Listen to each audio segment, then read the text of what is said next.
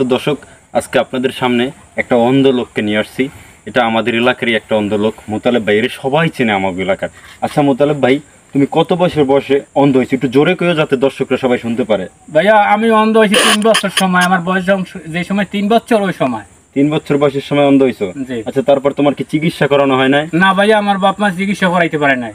চিকিৎসা করাইতে পারে না কেন? কিসের জন্য? সেই সময় ভাইয়া টাকা পয়সা ছিল না, নদী ভাঙন ছিল। ও, সেই সময় নদী ভাঙ্গল ছিল?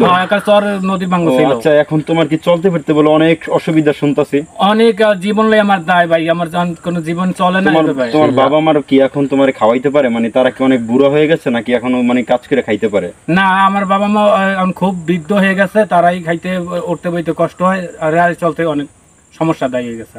সমস্যা হয়ে গেছে। হ্যাঁ। আচ্ছা যাক দর্শক, আপনারা তো শুনলেন 3 বছর বয়সে অন্ধ হয়েছে। তারপর লোকটা কিন্তু, তার বাবা মা এখন বৃদ্ধ হয়ে গেছে, মানে এখন একবারে মানে শেষ পর্যায়ে। তার বাবা মাও কিন্তু চলতে ফিরতে পারতেছে না, কাজ কাম করতে পারতেছে না।